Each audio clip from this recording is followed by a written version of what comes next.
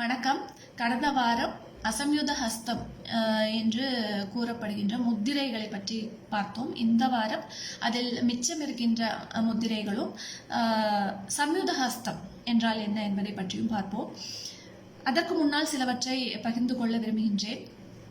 முத்திரைகள் என்பது உலகத்தில் வேறு எந்த நடன வடிவத்திலும் இல்லாத அளவிற்கு பரதத்தில் மட்டும்தான் உள்ளது.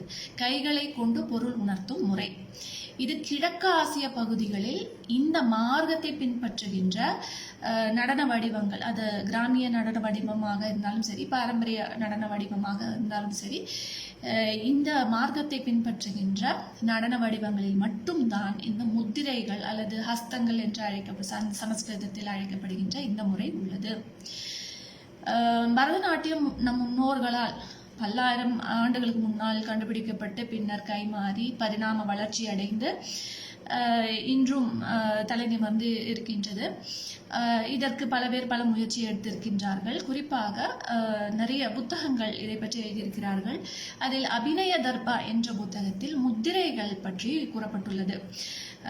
அதாவது இந்த நடன கலைஞர் தன்னுடைய சொந்த குரலால் பாடி கைகளை கொண்டு, அதாவது முத்திரைகளை கொண்டு பொருளை உணர்த்தி கண் அசைவுகளின் மூலம் உணர்வுகளை வெளிப்படுத்தி தாளங்களை, பாதங்கள் வந்து தாளக்கட்டு அல்லது சொற்கட்டுக்கு ஏற்றவாறு தாளங்களை தன்னுடைய பாதங்கள் மூலம் வெளிப்படுத்தி ஒரு நடனத்தை ஆட வேண்டும் என்று கூறப்பட்டுள்ளது. இது மிகவும் முக்கியமானது. நீங்கள் பழைய திரைப்படங்களில் பார்த்தீர்கள் என்றால் இம்முறை பின்பற்றப்பட்டிருக்கும். உதாரணமாக நம்முடைய தியாகராஜ பாகவதர் காலத்தில் இன்னும் சொந்த குரலிலே கலைஞர்கள் பாடினார்கள். ஆனால் தொழில்நுட்பம் மாற மாற அந்த முறை கைவிடப்பட்டு விட்டது. இன்று நாம் பார்க்க இருக்கும் இந்த ஹஸ்தங்கள், நான் ஏற்கனவே கடந்த வாரம் சில ஹஸ்தங்களை பற்றி கூறியிருந்தேன். முக்கியமாக இந்த ஹஸ்தங்களில் சமஸ்கிருத பெயர்கள் இருந்தாலும் தமிழ் பெயர்கள் நிறைய இருக்கின்றன. உதாரணத்திற்கு கடகாமுகம் என்று சொல்கிறார்கள். கடகாமுகம் என்பது வளையின் வாய் என்று வைத்துக் கொள்வோம். வளை என்பது சர்க்கியூட் என்று எடுத்துக்கொள்வதா இல்லை சங்கு என்று தான் இங்கு எடுத்துக்கொள்ள வேண்டும். சங்கின் வாய் அதை உணர்த்துவதற்கு, பின்பு அர்த்தச்சந்திரன் என்று சொல்கிறார்கள், அதை உணர்த்துவதற்கு. அது மட்டுமில்லை, இன்னும் நிறைய அந்த தமிழ் சொற்கள் நிறைய இருக்கின்றன. இதை நான் உங்களுடைய ஆராய்ச்சிக்கும் உங்களுடைய முயற்சிக்கும் விட்டுவிடுகின்றேன். இப்பொழுது நாம் அசம்யுத ஹஸ்தத்திற்கு போவோம். நான் ஏற்கனவே கடந்த வாரம் சொன்னது போல அசம்யுத ஹஸ்தத்தை உணர்த்துவதற்கு ஒரு கை கொண்டு உணர்த்தினாலே போதும். 2 கை கொண்டு உணர்த்தினாலும் தப்பேதும் இல்லை. ஆனால் சம்யுத ஹஸ்தத்திற்கு கண்டிப்பாக 2 கைகள் அல்லது இணைந்த கைகளை கொண்டு பொருள் உணர்த்த வேண்டும். இன்று அசம்யுத ஹஸ்தத்தில் மிச்சம் இருக்கின்ற ஹஸ்தங்களும் சம்யுத ஹஸ்தங்களையும் நாம் பார்ப்போம். அசம்யுத ஹஸ்தத்தில் 28 ஹஸ்தங்கள் உள்ளன. சம்யுத ஹஸ்தத்தில் 23 ஹஸ்தங்கள் உள்ளன. முதலில் முஷ்டி, சிகரம், கபீதம், கடகாமுகம். முஷ்டி, சிகரம், கபீதம், கடகாமுகம். முஷ்டி, சிகரம், கபீதம், கடகாமுகம். சூச்சி, சந்திரகலா, பத்மகோஷம், சர்ப்பஸ்ரேஷம். சூச்சி, சந்திரகலா, பத்மகோஷம், சர்ப்பஸ்ரேஷம்.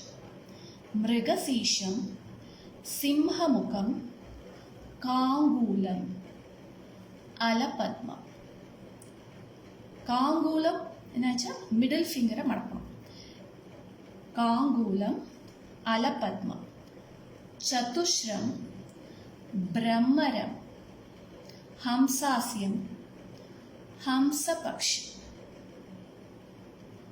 சம்தம்சம், முகுலம், தாமிரச்சூடம், திரிசூலம்.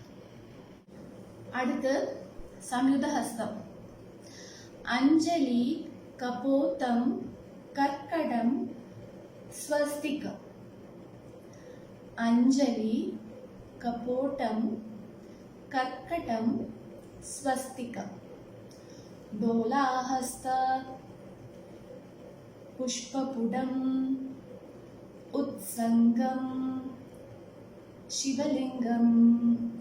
டோலாஹஸ்த, पुष्पपुडं उत्सङ्गं शिवलिङ्गं दोलाहस्त पुष्पपुडं उत्सङ्गं शिवलिङ्गं कटकावर्धनं कर्तरी स्वस्तिकं कटकावर्धनं कर्तरी स्वस्तिकं सकटं शङ्ख चक्र सम्पुटं पासं कीलकं मत्स्यं